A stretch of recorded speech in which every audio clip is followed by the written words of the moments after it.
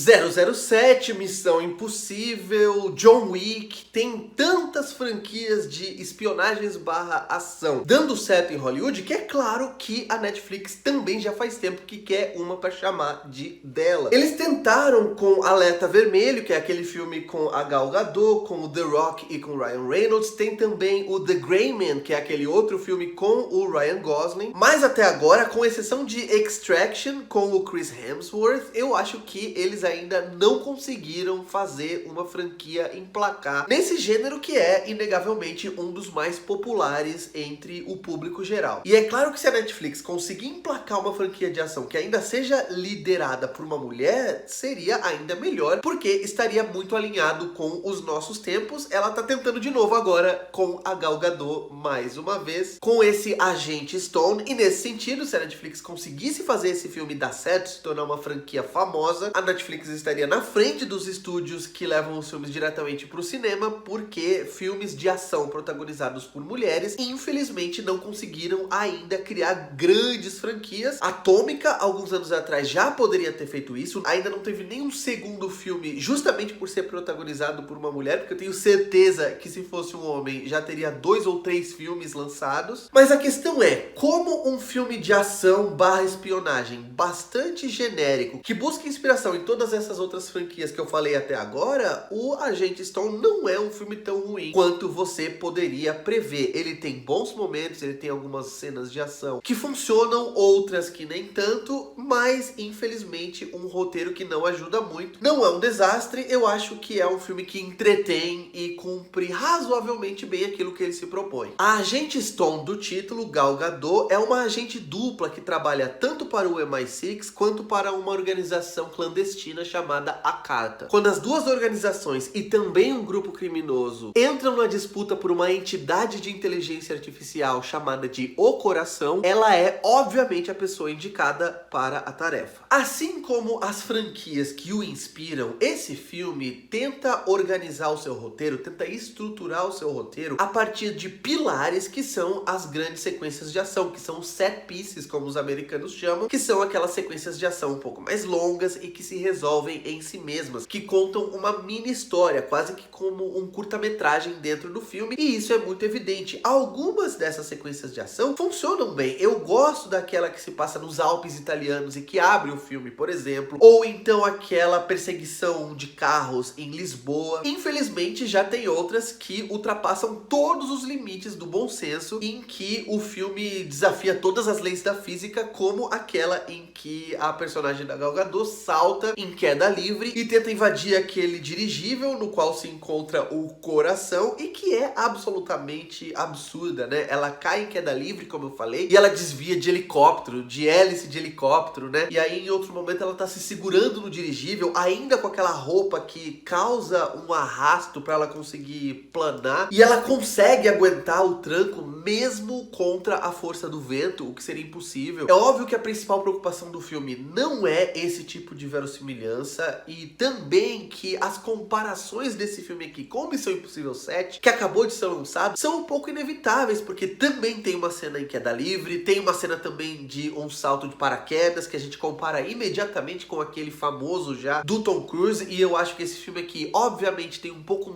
menos de verossimilhança do que Missão Impossível, e ele também comete um erro, na minha opinião, que Missão Impossível 7 também cometeu, que é ter essa entidade, que no Missão Impossível realmente se chama entidade, e aqui é o Coração, que é tão absurda, né, que é capaz de prever o futuro, que é capaz de derrubar avião, que é capaz de controlar todas as bombas nucleares do mundo, como o roteiro diz em determinado momento, que exigem bastante fé e suspensão da descrença da parte do espectador para acreditar que algo com aquele poder seria capaz de existir. E por falar nesse coração, a gente precisa comentar os trocadilhos do filme, porque pensem comigo, gente, essa entidade de inteligência artificial é chamada de O Coração. A agente vivida pela Gal Gadot é a Agente Stone, que em inglês significa pedra, e aí o nome do filme é Heart of Stone, ou seja, Coração de Pedra, o que não se traduziu para o título em português. O trocadilho não conseguiria ser traduzido, e durante o filme tem vários diálogos em que os personagens fazem trocadilhos com o nome do coração, falando, então você quer dizer que a gente precisa ouvir o coração, o que é no mínimo ridículo se a gente pensar que os roteiristas sentaram, escreveram, repassaram, revisaram o texto e acharam legal manter esse tipo de trocadilho roteiro num filme que não tá fazendo comédia. É um filme que se leva bastante a sério. Eu achei engraçado, mas não intencionalmente. Por falar em roteiro, esse é daqueles roteiros de ação que são cheios de frases expositivas e que explicam tudo pro espectador que ele precisa saber. O roteiro não deixa que a gente descubra por conta própria absolutamente nada, até as coisas mais óbvias. Então, sei lá, um cara é envenenado e cai morto. Os personagens que estão ali ao redor precisam falar: nossa, ele foi envenenado. Ih, será que ele morreu? E morreu. Já no que diz respeito ao fato de a protagonista ser uma espiã dupla, que tá fazendo jogo duplo ali entre a Carta e o MI6, a gente descobre isso lá naquela sequência de abertura nos Alpes italianos. A gente sabe que ela tá fazendo jogo duplo, mas a gente ainda não sabe que ela faz parte daquela organização clandestina chamada a Carta. Mas quando a gente descobre isso, os personagens precisam verbalizar: ah, então quer dizer que você é a Carta. Não, você faz parte da Carta. A Carta é não sei o